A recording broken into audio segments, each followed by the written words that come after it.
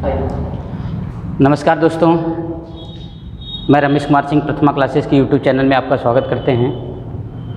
आज हम आपको जो है एक महत्वपूर्ण सूचना लेकर आए हैं यूपीएसआई 2020। जैसा कि सबको बहुत दिनों से इंतज़ार था कि एसआई की भर्ती कब आएगी, तो दोस्तों वह इंतज़ार ख़त्म होने वाला है, क्योंकि उसका जो है कि कैबिनेट से मंजूरी मिल चुकी है। यह भर्ती आपको मैं बता दूं कि यह भर्ती जो चल रही है यह 2018 की भर्ती थी। अब यह भर्ती बीच में रुकती चली गई।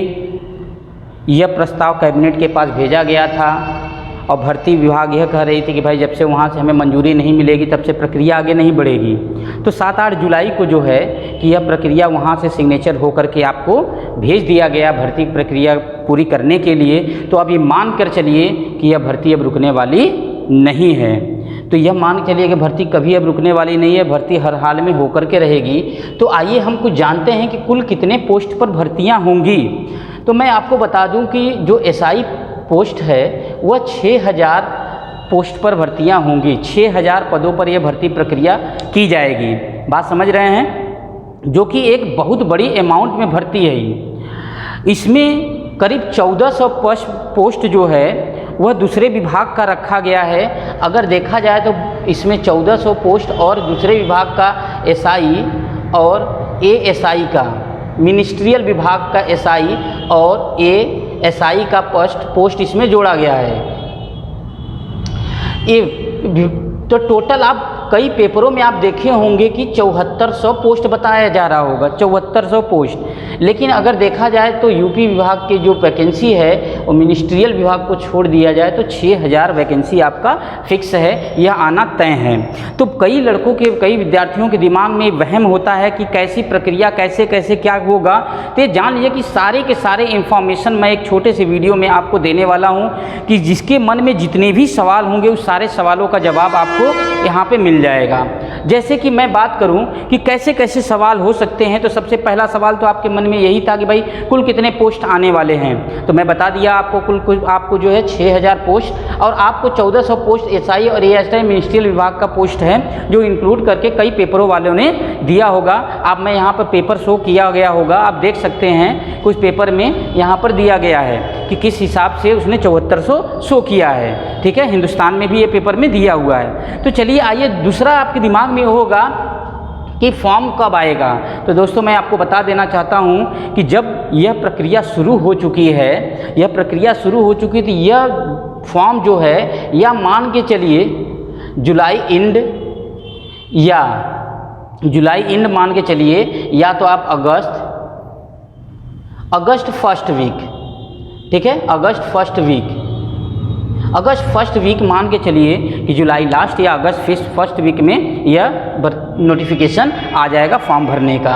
अब आपका दिमाग में चल रहा होगा कि बहुत सारे यूट्यूब वाले बताए होंगे कि एग्ज़ाम अक्टूबर में ही हो जाएगा, तो ऐसा पॉसिबल नहीं है, क्योंकि अगर अगस्त में भी आता है तो 1 महीने की प्रक्रिया करेगा वो फॉर्म भरने का, जो आप सभी लोग जानते हैं। तो इसलिए यह एग्ज़ाम संभावित हो सकती है कि नवंबर, ठीक है, नवंबर एंड में, नवंबर लास्ट तक, यह मान के चलिए कि यह प्रक्रिया नवंबर लास्ट या दिसंबर में जा सकती है, कि यह एग्ज़ाम नवंबर या दिसंबर में हो सकता है। अब सबसे बड़ी बात आती है कि इसमें एज क्या होगा, उम्र क्या होगा, क्योंकि बहुत सारे ऐसे विद्यार्थी हैं 2018 से इंतज़ार करते करते, वो जनरल के हो, चाहे ओबीसी के हो, चाहे SC ST जो भी हो, उनको देखे होंगे कि भाई 2 साल वेट करने के बाद जब भर्ती आई है तो उनका 2 साल में तो आउट ऑफ क्या हो गए होंगे, बाहर हो गए होंगे एज से। तो उनको क्या मौका मिलेगा कि नहीं मिलेगा। तो मैं आपको बता देना चाहता हूं कि 2000 जो एज प्रक्रिया है यह 21 से लेकर के 28 साल वर्ष तक यह जनरल के लिए है। ठीक है, अब बात आती है ओबीसी और ST ST को, ओबीसी SC और ST को उनके जैसा भी उनको एज रिलैक्सेशन दिया गया उसके अकॉर्डिंग उनको जो है छूट मिलेगी।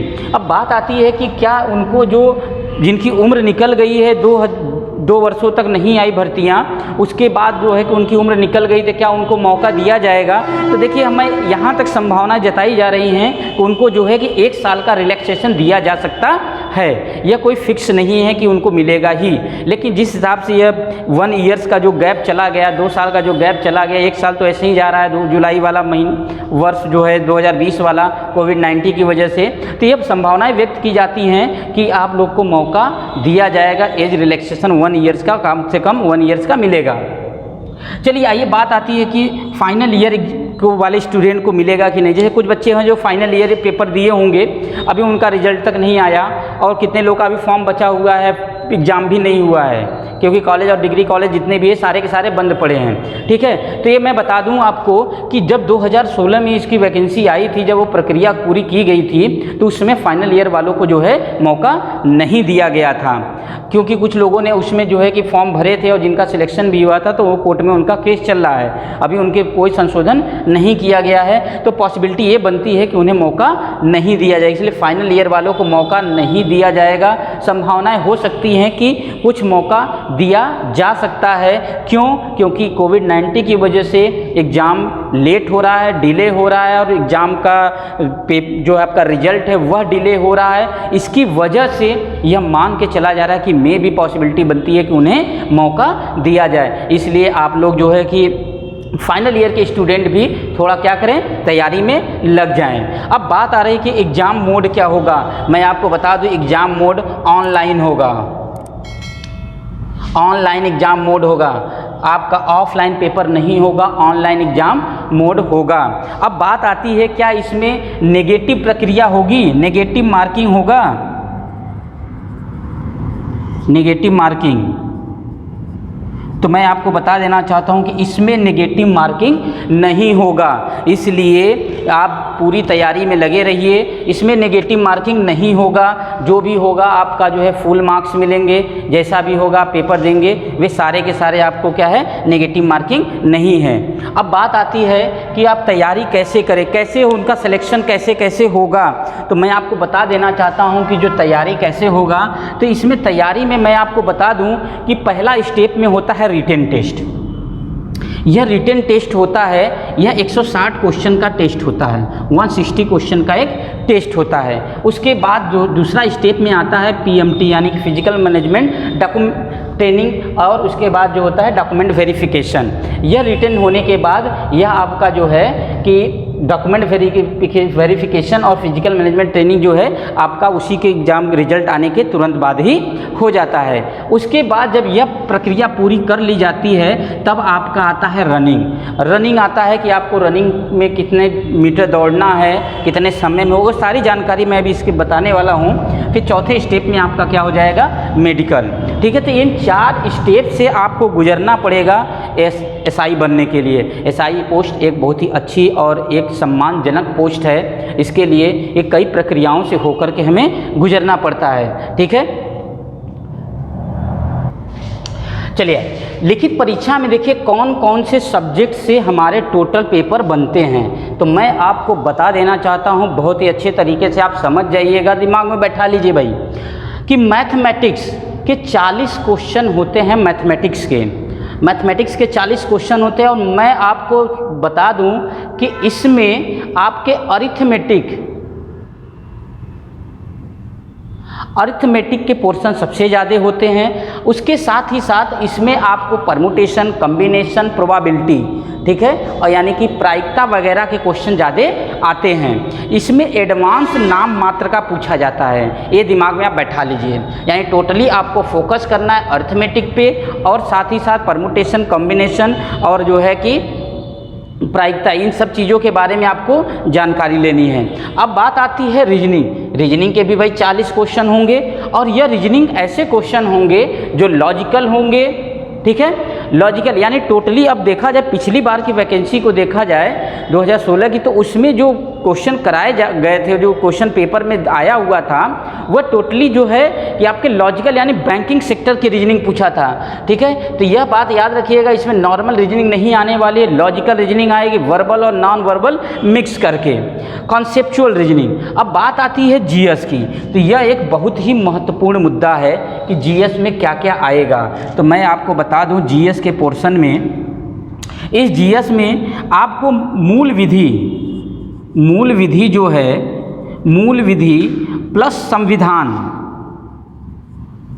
मूल विधि और प्लस संविधान मिला करके मान के चलिए कि 24 क्वेश्चन जो है 24 क्वेश्चन आपको मूल विधि और संविधान से आएगा। उसके बाद बचता है जो 16 क्वेश्चन, इसमें हिस्ट्री, ज्योग्राफी, करेंट अफेयर, ठीक है, इन तीनों को मिला करके 16 क्वेश्चन बनेगा। तो अगर आप ये मूल विधि और संविधान को अगर आप अच्छे से तैयार करते हैं तो आप अच्छा स्कोर कर सकते हैं। आइए हम बात करते हैं सब्जेक्ट वाइज मिनिमम क्वालिफिकेशन क्या होगा। तो याद रखिएगा कि आपको सब्जेक्ट वाइज क्वालिफिकेशन यानी कि क्वालिफाइंग मार्क्स भी रखना है सब्जेक्ट वाइज हर एक सब्जेक्ट में। जैसे कि मैंने कहा कि हिंदी हो, मैथ्स हो, रीजनिंग हो, इन सब में। और देखिए हिंदी के भी कितने क्वेश्चन हैं, 40 क्वेश्चन आएंगे। तो मैं आपको बता दूं कि जो सब्जेक्ट वाइज मिनिमम आपको जो परसेंटेज है वह देखा जाए तो ये 14 क्वेश्चन आपको 40 में से करने होंगे। 40 में से 14 क्वेश्चन आपको हल करने होंगे, मार्क्स आने चाहिए। तो ये तो ऐसे ही आ जाएगा 14 नंबर, क्योंकि नेगेटिव मार्किंग नहीं है। जय माता दी करके मारोगे तब भी आपका 14 नंबर तो आ ही जाएगा, ठीक है। लेकिन आपको 14 नंबर लाके क्या करना है, 14 नंबर का देखा जाए तो आपको 35% लगभग जो है 35% मार्क्स आपको लाने हैं। लेकिन ओवरऑल जब रिजल्ट बनता है तो यह मिनिमम आपको मान लीजिए कि अगर आपको जो है कि वर्दी चाहिए, अगर आपको वर्दी लेना है, आप मान के चलिए कि आपको एक अधिकारी बननी है, तो ये मान के चलिए कि आपको कम से कम 50%, कम से कम 50% यानी कि 400 का अगर पेपर होता है तो इसमें 200 प्लस मार्क्स अगर आप लाते हैं तो ये मान कर चलिए कि आप लगभग जो है कि आप मेरिट लिस्ट में आने के लायक हैं, इतना याद रखिएगा। लेकिन इससे कम लाते हैं तो आप उम्मीद छोड़ दीजिएगा, क्योंकि कोई उम्मीद नहीं होगी कि आपका सिलेक्शन होगा। इतनी बड़ी अमाउंट में वैकेंसी होने के बाद भी आप छट जाएंगे। तो टारगेट होना चाहिए कि हमें किस तरीके से प्रिपरेशन करनी है। बहुत ही जल्द हम लोग है कि लाइव क्लास लेके आ रहे हैं सारे बैचेज का, आप लोग उसमें जो है कि स्टडी करिएगा। हर एक सब्जेक्ट वाइज टीचर होंगे, सब कुछ अच्छे से हम क्लासेज प्रोवाइड करेंगे। साथ ही साथ मैं संविधान के क्लासेज आपके वीडियो पढ़ रहे हैं, आप उसके वीडियो को देखते रहिए। और उसमें कई सारे करीब 10-12 वीडियो पढ़ चुके हैं कॉन्स्टिट्यूशन के, आप उससे जो है रिवाइज करते रहिए। मैथ्स, रीजनिंग वगैरह सारी पढ़ चुकी हैं। आपको मूल विधि का जो है वीडियो बहुत ही जल्द प्रोवाइड की जाएगी। अब आइए हम पढ़ते हैं फिजिकल की मैं बात करता हूं। अगर मैं मेल की बात करता हूं, हाइट की अगर मैं बात करता हूं, तो हाइट जो होगा मेल के लिए 168 सेंटीमीटर रखा गया है। हाइट जो है 168 सेंटीमीटर रखा गया है। लेकिन अगर मैं यही बात करता हूं कि क्या यह एससी और एसटी दोनों के लिए, तो नहीं। अगर 160 जो है वह एससी और एसटी कैंडिडेट के लिए रखा गया है। लेकिन अब मैं आपको बता दूं कि यूपी में देखा जाता है तो एससी तो छोड़े, एसटी की एक सीट ही खाली रह जाती है, क्योंकि इसके कैंडिडेट ही नहीं मिलते हैं, ठीक है। तो आप ज़्यादा से ज़्यादा ये मान के चलिए कि यहाँ पे जनरल वालों के लिए और ओबीसी वालों के लिए मौका बहुत अच्छा है, क्योंकि यहाँ पे सीटें काफ़ी ज़्यादा हैं। अब बात करते हैं चेस्ट की। अब यहाँ चेस्ट कितना होना चाहिए, जो चेस्ट है वह आपका जो है कि 79 से 84 सेंटीमीटर तक इनके बीच में अगर चेस्ट होता है तो आपका जो है कि सिलेक्शन हो जाता है। अब बात आती है कि भाई कितना रनिंग करना होगा, कितने टाइम में कितनी रनिंग करनी है। तो मैं आपको बता दूं कि यहाँ पर जो रनिंग प्रक्रिया है वह बहुत ही आसान है। आपको जो है 28 मिनट में आपको जो डिस्टेंस चलना है वह 4800 मीटर यानी 4.8 किलोमीटर की दूरी तय करनी है 28 मिनट्स में। 28 मिनट में आपको इतने किलोमीटर की दूरी तय करनी है। बहुत टफ नहीं है, आसान है रनिंग। जो प्रैक्टिस में होगा उसके लिए रनिंग कोई मायने नहीं रखता है, ठीक है। चलिए आइए हम चलते हैं, इसमें फीमेल की बात करते हैं। फीमेल में जो है हाइट रखी गई है 152 सेंटीमीटर। अगर देखा जाए तो यह जो हाइट है वह 5 फीट 0.1 इंच की माप के चलिए, इतना 5.1 इंच ऐसे कुछ एग्रीगेट में आ जाता है। यानी कि अगर 5 फीट से थोड़ा बहुत भी अगर ऊपर है तो जो है कि फीमेल जो है वह हाइट में आ जाएगा। और वेट की बात करते हैं तो कम से कम उसकी 40 किलो वज़न होना चाहिए। ठीक है। 40 किलो से कम वजन वाले को जो है कि वो भर्ती प्रक्रिया में शामिल नहीं किया जाएगा, ठीक है। अब यहाँ पर बात आती है कि इनकी रनिंग कितनी होगी। इनकी रनिंग की मैं बात करूँ तो यह रनिंग जो है यह 16 मिनट में 2400 मीटर या 2.4 किलोमीटर की प्रक्रिया इनको पूरी करनी होगी, ठीक है दोस्तों। तो जितनी जानकारी थी मैंने आपको बता दिया। यह संभावित है कि सारी चीज़ें बहुत ही अच्छे से आपको क्लियर हो गई होंगी। आने वाली अब जैसे ही ये फॉर्म आता है, किस तरीके से फॉर्म आपको फिलअप करना है, क्या क्या उसमें डॉक्यूमेंट में लगेगा, ये सारी जानकारी मैं आपको वीडियो के माध्यम से देते रहूँगा, ठीक है। साथ ही साथ सारे सब्जेक्ट के क्लास भी मैं आपको प्रोवाइड कर रहा हूँ। तो आप इस चैनल को लाइक, सब्सक्राइब और शेयर करिए, ज़्यादा से ज़्यादा जितना हो सकता है उतना शेयर करिए, जिससे दूसरों को भी फ़ायदा हो और जैसे ही मैं कोई नया वीडियो डालता हूँ आपको मैसेज तुरंत मिल सके, ठीक है दोस्तों। सेफ रहिए, सुरक्षित रहिए। जय हिंद।